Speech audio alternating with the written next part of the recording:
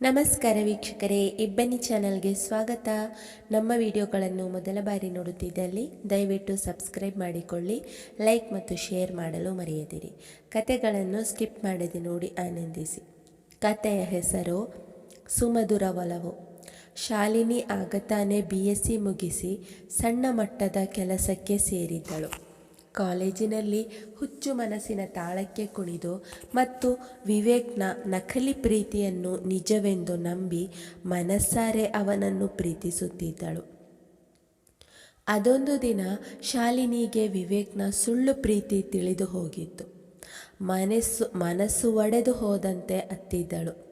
ವಿವೇಕ್ ಎಷ್ಟೋ ಹೆಣ್ಣು ಮಕ್ಕಳನ್ನು ಪ್ರೀತಿಸುವ ನಾಟಕವಾಡಿ ಅವರೊಂದಿಗೆ ಇದ್ದ ಫೋಟೋಗಳನ್ನು ತೆಗೆದಿರಿಸಿಕೊಂಡು ಬ್ಲ್ಯಾಕ್ಮೇಲ್ ಮಾಡುತ್ತಾ ತನ್ನ ದೇಹದ ಆಸೆಗಳನ್ನು ಪೂರೈಸಿಕೊಳ್ಳುತ್ತಿದ್ದ. ಅದೇ ರೀತಿ ಶಾಲಿನಿಯನ್ನು ಬ್ಲ್ಯಾಕ್ಮೇಲ್ ಮಾಡಿ ಕಾಮದಾಹ ತೀರಿಸಿಕೊಳ್ಳಬೇಕು ಎಂದು ಲೆಕ್ಕ ಹಾಕಿದ್ದ. ಆದರೆ ಶಾಲಿನಿಯ ವಿಷಯದಲ್ಲಿ ಅವನ ಲೆಕ್ಕಾಚಾರ ತಪ್ಪಿ ಹೋಗಿತ್ತು.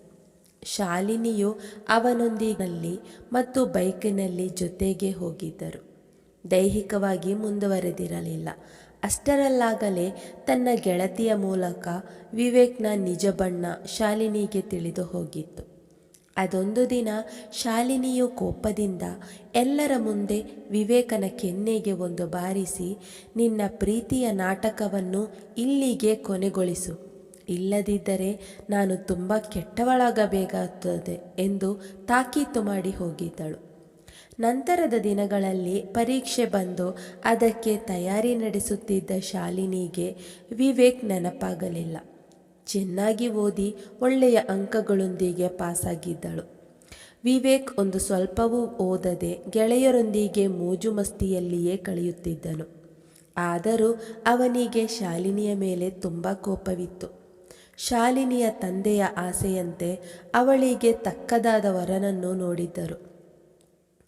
ತನಗೆ ಈಗಲೇ ವಿವಾಹ ಇಷ್ಟವಿಲ್ಲ ಎಂದರೂ ಸಹ ನಿನ್ನ ಓದು ಮುಗಿದು ಕೆಲಸಕ್ಕೆ ಸೇರಿದ ನಂತರವೇ ವಿವಾಹ ನಡೆಸುತ್ತೇನೆ ಅಂತ ಮಾತು ಕೊಟ್ಟಿದ್ದೆ. ಅದರಂತೆಯೇ ನೀನು ಕೆಲಸಕ್ಕೆ ಸೇರಿದ್ದೀಯ. ಅರ್ಜುನ್ ತುಂಬ ಒಳ್ಳೆಯ ಹುಡುಗ, ಬಿಸ್ನೆಸ್ ಮಾಡಿಕೊಂಡು ತಂದೆ ತಾಯಿಯ ಜೊತೆ ಒಳ್ಳೆಯ ಜೀವನ ನಡೆಸುತ್ತಿದ್ದಾನೆ. ಅದೂ ಅಲ್ಲದೆ ವಿವಾಹದ ನಂತರ ನಿನ್ನನ್ನು ಕೆಲಸಕ್ಕೆ ಕಳುಹಿಸಲು ಯಾವುದೇ ಅಡೆತಡೆಯಿಲ್ಲ. ಆದ್ದರಿಂದ ನೀನು ಅರ್ಜುನನ್ನು ವಿವಾಹವಾಗಲೇಬೇಕು ಎಂದು ತಂದೆಯ ಒತ್ತಾಸೆಗೆ ಮಣಿದು ಶಾಲಿನಿಯು ಒಪ್ಪಿಗೆ ನೀಡುವಳು. ಒಂದು ತಿಂಗಳಿನಲ್ಲಿಯೇ ಆಡಂಬರದಲ್ಲಿ ಶಾಲಿನಿ ಮತ್ತು ಅರ್ಜುನ್ ವಿವಾಹ ನೆರವೇರುತ್ತದೆ. ಅರ್ಜುನ್ ಶಾಲಿನಿಯ ಬಳಿ, ನಾನು ನಿನ್ನನ್ನು ಯಾವುದಕ್ಕೂ ಫೋರ್ಸ್ ಮಾಡೋದಿಲ್ಲ. ನಿನಗೆ ನಾನು ಯಾವಾಗ ಗಂಡನಾಗಿ ಪ್ರೀತಿ ಬರುತ್ತದೆಯೋ ಆಗ ನೀನು ನನ್ನನ್ನು ಪ್ರೀತಿಸಿದರೆ ಸಾಕು ಎನ್ನುತ್ತಾ ನಿದ್ದೆಗೆ ಜಾರುವನು. ವಿವಾಹವಾಗಿ 1 ವಾರದ ನಂತರ ಶಾಲಿನಿಗೆ ಅರ್ಜುನ್ನ ಒಳ್ಳೆಯತನ ಮನಸ್ಸಿಗೆ ಖುಷಿ ನೀಡುತ್ತದೆ. ಎಲ್ಲ ವಿಷಯದಲ್ಲೂ ತನ್ನನ್ನು ತುಂಬ ಕೇರ್ ಮಾಡುತ್ತಿದ್ದಾನೆ ಎಂಬ ಭಾವನೆ ಮೂಡಿ ಅವಳಿಗೆ ಅರಿವಿಲ್ಲದಂತೆ ಪ್ರೀತಿ ಶುರುವಾಗಿ ಹೋಗಿತ್ತು. ಅದೊಂದು ದಿನ ಅರ್ಜುನ್ ಮನೆಗೆ ಬರುತ್ತಲೇ ಶಾಲಿನಿಯು ಅವನೊಂದಿಗೆ, ಇಂದು ತಾನು ಫ್ರೀ ಇದ್ದೇನೆ, ಇಬ್ಬರು ಹೊರಗೆ ಹೋಗಿ ಊಟ ಮಾಡಿಕೊಂಡು ಬರೋಣವಾ ಎನ್ನುವಾಗ ಅರ್ಜುನ್ ಅವಳ ಮಾತಿಗೆ ಒಪ್ಪಿಕೊಳ್ಳುವನು. ಇಬ್ಬರು ರೆಸ್ಟೋರೆಂಟ್ನಲ್ಲಿ ಊಟ ಮಾಡುತ್ತಾ ಮಾತನಾಡುತ್ತಿದ್ದಾಗ ದಿಢೀರಂತ ಶಾಲಿನಿಗೆ ವಿವೇಕ್ ಕಾಣಿಸಿಕೊಳ್ಳುವನು. ವಿವೇಕ್ ಅವರಿಬ್ಬರಿಗೂ ಸಂತೋಷದಿಂದ ನಗುತ್ತಾ ಊಟ ಮಾಡುತ್ತಾ ಕುಳಿತಿರುವುದನ್ನು ನೋಡಿ ಹಾಗೂ ಶಾಲಿನಿಯ ಕತ್ತಿನಲ್ಲಿ ತಾಳಿಯನ್ನು ನೋಡಿ ಕೋಪಗೊಳ್ಳುವನು. ಕಾಲೇಜಿನಲ್ಲಿ ಎಲ್ಲರ ಎದುರು ನನ್ನ ಕಪಾಳಕ್ಕೆ ಹೊಡೆದು ನನ್ನ ಮರ್ಯಾದೆ ತೆಗೆದಿದ್ದೀಯಾ, ನೋಡ್ತಾ ಇರು ನಿನ್ನನ್ನು ಹೇಗೆ ಆಟವಾಡಿಸುತ್ತೇನೆ ಎಂದುಕೊಳ್ಳುವನು. ಅದೊಂದು ದಿನ ಶಾಲಿನಿ ತರಕಾರಿ ಕೊಳ್ಳಲು ಮಾರ್ಕೆಟಿಗೆ ಹೋದಾಗ ವಿವೇಕ್ ಮತ್ತೊಮ್ಮೆ ಕಾಣಿಸಿಕೊಳ್ಳುವನು. ಅವನನ್ನು ನೋಡಿ ಶಾಲಿನಿ ಗಾಬರಿಗೊಳ್ಳುವಳು. ಅವನೊಂದಿಗೆ ಏನೊಂದು ಮಾತನಾಡದೆ ಮುಂದಕ್ಕೆ ಹೋಗುವಾಗ ಅವಳನ್ನು ತಡೆದು ತನ್ನಲ್ಲಿದ್ದ ಅವಳ ಮತ್ತು ವಿವೇಕ್ನ ಹಲವು ಫೋಟೋಗಳನ್ನು ತೋರಿಸುವನು. ಅದನ್ನು ನೋಡುತ್ತಲೇ ಶಾಲಿನಿಯು ಗರಬಡಿದವಳಂತೆ ನಿಲ್ಲುವಳು. ಯಾಕೆ ಶಾಲಿನಿ, ನಿನಗೆ ಇದನ್ನೆಲ್ಲ ನೋಡಿ ಗಾಬರಿಯಾಗಿ ಹೋಯ್ತಾ? ಇದಿಷ್ಟೇ ಅಲ್ಲ, ಇನ್ನೂ ಹಲವು ಫೋಟೋಗಳಿದೆ ಎನ್ನುವಾಗ, ನೋಡು ವಿವೇಕ್, ನಾನು ನಿನ್ನನ್ನು ಮರೆತು ಹಲವು ಸಮಯಗಳೇ ಕಳೆದಿದೆ. ಈಗ ಪುನಃ ನನ್ನ ಜೀವನದಲ್ಲಿ ಆಟವಾಡಬೇಡ ಎನ್ನುವಾಗ, ನಿನ್ನನ್ನು ಹೇಗೆ ಮರೆಯೋಕೆ ಆಗುತ್ತೆ ಶಾಲಿನಿ? ನಿನ್ನ ಅಂದ ಚಂದ ನನ್ನನ್ನು ಹುಚ್ಚು ಹಿಡಿಸುತ್ತಿದೆ. ಅದರಲ್ಲೂ ಈಗ ನೀನು ಮೈಕೈ ತುಂಬಿಕೊಂಡು ನನ್ನ ನಿದ್ದೆ ಕೆಡಿಸಿದ್ದೀಯ. ಆದ್ದರಿಂದ ಒಂದೇ ಒಂದು ಸಾರಿ ನಿನ್ನ ಜೊತೆ ಒಂದು ರಾತ್ರಿ ಕಳೆಯಬೇಕು. ಹಾಗಿದ್ದಲ್ಲಿ ನಿನ್ನ ಕಣ್ಣ ಮುಂದೆಯೇ ನನ್ನ ಬಳಿ ಇರುವ ಈ ಫೋಟೋಗಳನ್ನು ನಾನು ಹರಿದು ಹಾಕುತ್ತೇನೆ. ಇಲ್ಲದಿದ್ದರೆ ಈ ಫೋಟೋಗಳೆಲ್ಲ ನಿನ್ನ ಪತಿಯ ಬಳಿಗೆ ಬಂದು ತಲುಪಿರುತ್ತೆ ಎನ್ನುತ್ತಾ ಗಹಗಹಿಸಿ ನಗುವನು. ಶಾಲಿನಿಗೆ ಅವನ ಮಾತುಗಳನ್ನು ಕೇಳಿ ಆಕಾಶವೇ ಕಳಚಿ ಬಿದ್ದಂತಾಗಿತ್ತು. ಯಾವುದೇ ಕಾರಣಕ್ಕೂ ವಿವೇಕ್ನೊಂದಿಗೆ ಅಂಗಾಲಾಚಿ ಪ್ರಯೋಜನವಿಲ್ಲ ಎಂದು ಕಣ್ಣೀರಿಡುತ್ತಾ ಮುಂದೆ ಸಾಗುವಳು. ವಿವೇಕ್ ಅಷ್ಟಕ್ಕೆ ಬಿಡದೆ ಅವಳ ಬೇರೆ ಗೆಳತಿಯರೊಂದಿಗೆ ಶಾಲಿನಿಯ ನಂಬರ್ ಪಡೆದುಕೊಂಡು ಅವಳಿಗೆ ದಿನವೂ ರಾತ್ರಿ ಮೆಸೇಜ್ ಮಾಡಲು ಶುರು ಮಾಡುವನು. ಶಾಲಿನಿ ಅವನ ಉಪಟಳದಿಂದ ಬೇಸತ್ತು ಹೋಗಿದ್ದಳು. ಎಷ್ಟೇ ಅಂಗಾಲಾಚಿ ಬೇಡಿಕೊಂಡರೂ ವಿವೇಕ್ಗೆ ಕನಿಕರವೇ ಬರುವುದಿಲ್ಲ. ನೋಡು ಶಾಲಿನಿ, ನೀನು ಹೀಗೆ ನನ್ನನ್ನು ಆಟವಾಡಿಸುತ್ತಾ ಹೋದರೆ ನಾನು ಖಂಡಿತವಾಗಿಯೂ ಈ ಫೋಟೋಗಳನ್ನು ನಿನ್ನ ಗಂಡನಿಗೆ ತೋರಿಸಬೇಕಾಗುತ್ತದೆ, ಹುಷಾರ್ ಎನ್ನುವಾಗ ಶಾಲಿನಿಯು ಅವನೊಂದಿಗೆ, ದಯವಿಟ್ಟು ನನ್ನ ಪಾಡಿಗೆ ನನ್ನನ್ನು ಬಿಟ್ಟು ಬಿಡು ಎಂದು ಕೇಳಿಕೊಳ್ಳುವಳು. ಇತ್ತೀಚೆಗೆ ಮನೆಯಲ್ಲಿ ಶಾಲಿನಿಯು ತುಂಬ ಬೇಸರದಿಂದ ಇರೋದನ್ನು ನೋಡಿ ಅರ್ಜುನ್ಗೆ ಸಂಶಯ ಬಂದಿರುತ್ತದೆ. ಇಷ್ಟೆಲ್ಲ ನಗು ನಗುತ್ತಾ ಮನೆಯಲ್ಲಿ ಓಡಾಡಿಕೊಂಡಿದ್ದ ಶಾಲಿನಿಯು ದಿಢೀರಂತ ಹೀಗೆ ಯಾರೊಂದಿಗೂ ಮಾತನಾಡದೆ ಇರುವುದಕ್ಕೆ ಕಾರಣವಾದರೂ ಏನು ಎಂದು ಚಿಂತಿಸತೊಡಗಿದ್ದನು. ಅದೊಂದು ದಿನ ಅರ್ಜುನ್ ಆಫೀಸಿನಿಂದ ಬರುವಾಗ ಶಾಲಿನಿಯು ಬೈಕ್ನಲ್ಲಿ ಒಬ್ಬ ವ್ಯಕ್ತಿಯೊಂದಿಗೆ ಮಾತನಾಡುತ್ತಿರುವುದನ್ನು ದೂರದಿಂದಲೇ ನೋಡುವನು. ಶಾಲಿನಿಯು ಅವನೊಂದಿಗೆ ಏನೋ ಬೇಡಿಕೊಳ್ಳುವಂತೆ ತೋರುತ್ತಿತ್ತು. ನನ್ನ ಹೆಂಡತಿ ಆ ವ್ಯಕ್ತಿಯೊಂದಿಗೆ ಏನನ್ನು ಕೇಳಿಕೊಳ್ಳುವಂತೆ ತೋರುತ್ತಿದೆಯಲ್ಲ, ಬಹುಶಃ ಇದೇ ಅವಳ ಬೇಸರಕ್ಕೆ ಕಾರಣವಿರಬಹುದು ಎಂದುಕೊಳ್ಳುವನು. ನಂತರ ಶಾಲಿನಿ ಅಲ್ಲಿಂದ ಹೊರಟು ಹೋದ ನಂತರ ಅರ್ಜುನ್ ಅವನನ್ನೇ ಫಾಲೋ ಮಾಡಿ ಅವನ ಮನೆ ಗುರುತು ಹಿಡಿಯುವನು. ಆದರೆ ಅವನ ಮನೆಗೆ ತೆರಳುವುದಿಲ್ಲ. ಅಲ್ಲಿಂದಲೇ ವಾಪಸ್ ತನ್ನ ಮನೆಗೆ ಬರುವನು. ಮನೆಗೆ ಬಂದವನೇ ಶಾಲಿನಿಯು ಸ್ನಾನಕ್ಕೆ ತೆರಳಿದ್ದಾಗ ಅವಳ ಮೊಬೈಲ್ ತೆಗೆದು ಪರಿಶೀಲಿಸುವನು. ವಿವೇಕ್ ಹೆಸರಿನಿಂದ ಹಲವು ಕರೆ ಬಂದು ಮಾತನಾಡಿದ್ದು ಅವನಿಗೆ ಸಂಶಯ ತರಿಸುತ್ತದೆ. ಅಷ್ಟರಲ್ಲಿ ವಿವೇಕ್ನ ಕರೆ ಬಂದಾಗ ಅರ್ಜುನ್ ರಿಸೀವ್ ಮಾಡಿ ಕಿವಿಗೊಟ್ಟುಕೊಳ್ಳುವನು. ಅತ್ತ ಕಡೆಯಿಂದ, ಏನೇ, ನನ್ನನ್ನು ಬಕರ ಮಾಡಿ ಗಂಡನೊಂದಿಗೆ ಹಾಯಾಗಿರಬಹುದು ಅಂತ ಅಂದುಕೊಂಡಿದ್ದೀಯಾ? ನೀನ್ಯಾಕೋ ನನ್ನ ದಾರಿಗೆ ಬರುತ್ತಿಲ್ಲ. ಆದ್ದರಿಂದ ಹಿಂದೆ ನಿನ್ನ ಮತ್ತು ನನ್ನ ಖಾಸಗಿ ಫೋಟೋಗಳನ್ನು ನಿನ್ನ ಗಂಡನಿಗೆ ತೋರಿಸುತ್ತೇನೆ ಎನ್ನುತ್ತಾ ಫೋನ್ ಇಡುವನು. ಅಷ್ಟರಲ್ಲಿ ಶಾಲಿನಿ ಸ್ನಾನ ಮುಗಿಸಿ ಹೊರಬರುವಳು. ಅರ್ಜುನನ್ನು ನೋಡುತ್ತಲೇ ಕಣ್ಣೀರು ಸುರಿಸುವಳು. ಅರ್ಜುನ್ ಕೋಪದಿಂದ ಕೆಂಪಗಾಗಿ ಹೋಗಿದ್ದನು. ಅವಳೊಂದಿಗೆ ತುಸು ಕೋಪದಿಂದಲೇ, ಅಲ್ಲಿ ನಿನಗೆ ಸಿಕ್ಕಿದ್ದ ವ್ಯಕ್ತಿ ಯಾರು ಎಂದು ಕೇಳುವಾಗ ಶಾಲಿನಿಯು ಇನ್ನೇನು ಮುಚ್ಚಿಡುವಂತಿಲ್ಲ ಎಂದುಕೊಂಡು ತನ್ನ ಕಾಲೇಜಿನ ಹಳೆಯ ಪ್ರೀತಿಯ ಕಥೆಯನ್ನು ಅವನೊಂದಿಗೆ ಎಲ್ಲವನ್ನು ತಿಳಿಸುವಳು. ಅದನ್ನೆಲ್ಲ ಕೇಳಿ ಅರ್ಜುನ್ ಶಾಲಿನಿಗೆ ಧೈರ್ಯ ನೀಡುವನು.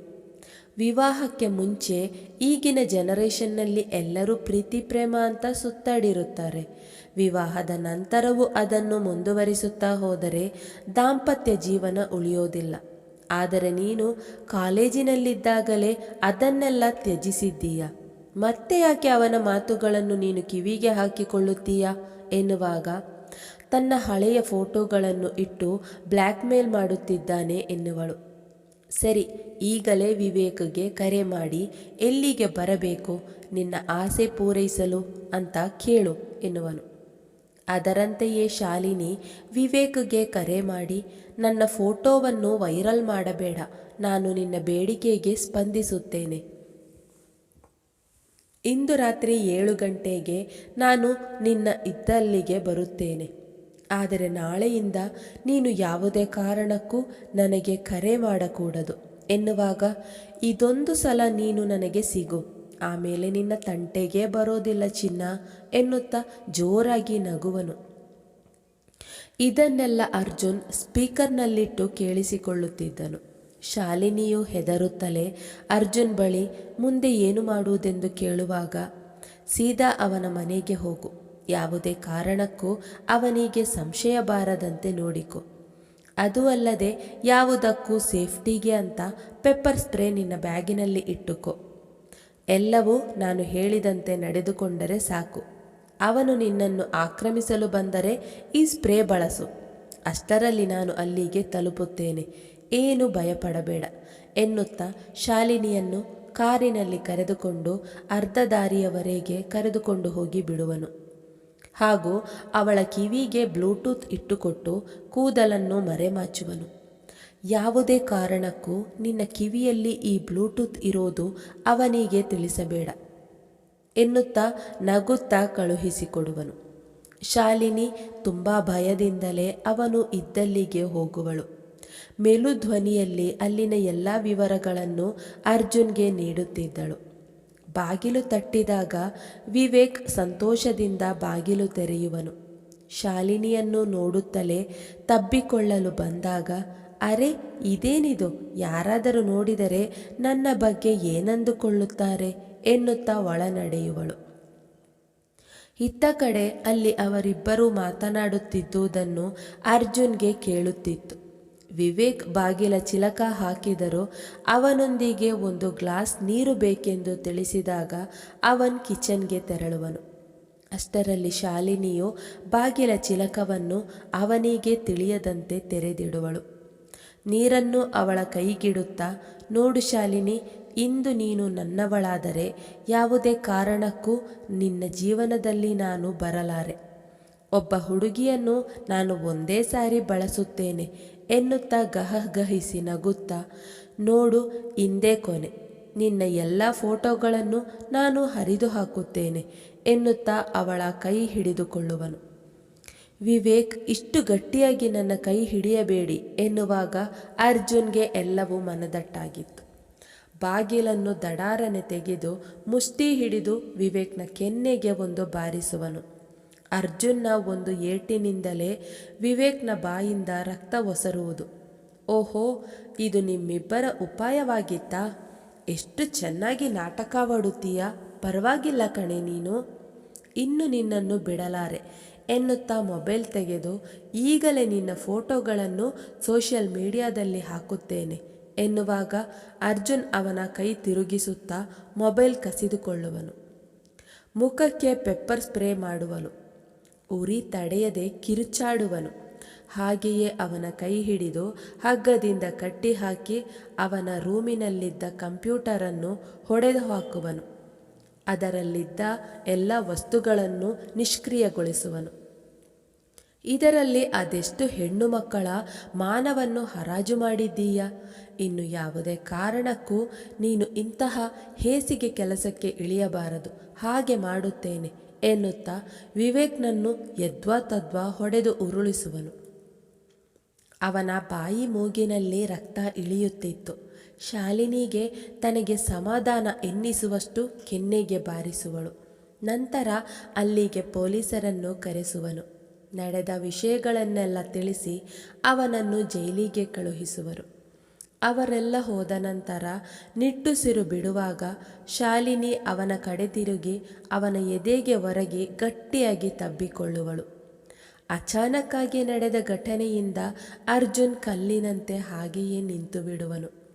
ಮೊದಲ ಬಾರಿಗೆ ತನ್ನ ಹೆಂಡತಿ ಪ್ರೀತಿಯಿಂದ ತನ್ನನ್ನು ಅಪ್ಪಿಕೊಳ್ಳುವುದನ್ನು ನೋಡಿ ಮನಸ್ಸಿನಲ್ಲಿ 100 ಚಿಟ್ಟೆ ಓಡಿದ ಅನುಭವವಾಗುತ್ತದೆ. ಶಾಲಿನಿಯು ಕಣ್ಣೀರಿಡುತ್ತಾ ತಬ್ಬಿಕೊಂಡಾಗ ಅವಳ ಕಣ್ಣೀರನ್ನು ಒರೆಸಿ, ಯಾಕೆ ಶಾಲು ಅಳುತ್ತೀಯಾ? ನಿನ್ನ ಕೆಟ್ಟ ದಿನಗಳು ಮುಗಿದಿದೆ. ಇನ್ನು ನನ್ನ ರಾಜಕುಮಾರಿ ಯಾವುದೇ ಕಾರಣಕ್ಕೂ ಕಣ್ಣೀರು ಸುರಿಸಬಾರದು ಎನ್ನುತ್ತಾ ಅವಳನ್ನು ಬಾಚಿ ಅಪ್ಪಿಕೊಳ್ಳುವನು. ನಂತರ ಅರ್ಜುನ್ ಮತ್ತು ಶಾಲಿನಿ ಅವರ ದಾಂಪತ್ಯ ಜೀವನವನ್ನು ಸಂತೋಷದಿಂದ ಸ್ವಾಗತಿಸುವರು. ಅವರಿಬ್ಬರ ಸುಮಧುರ ಒಲವು ಆಗ ತಾನೇ ಶುರುವಾಗಿತ್ತು. ಮುಗಿಯಿತು. ಈ ಕಥೆಯ ಅನಿಸಿಕೆಗಳನ್ನು ಕಮೆಂಟ್ನಲ್ಲಿ ತಿಳಿಸಿ. ಪ್ರಿಯ ವೀಕ್ಷಕರೇ, ನಮ್ಮ ಈ ಕತೆ ಇಷ್ಟವಾಗಿದೆ ಎಂದು ಭಾವಿಸುತ್ತೇವೆ. ನಮ್ಮ ಚಾನೆಲ್ಗೆ ತಪ್ಪದೇ ಸಬ್ಸ್ಕ್ರೈಬ್ ಆಗಿ, ಪಕ್ಕದಲ್ಲಿರುವ ಬೆಲ್ ಐಕನನ್ನು ಪ್ರೆಸ್ ಮಾಡಿ. ಧನ್ಯವಾದಗಳು.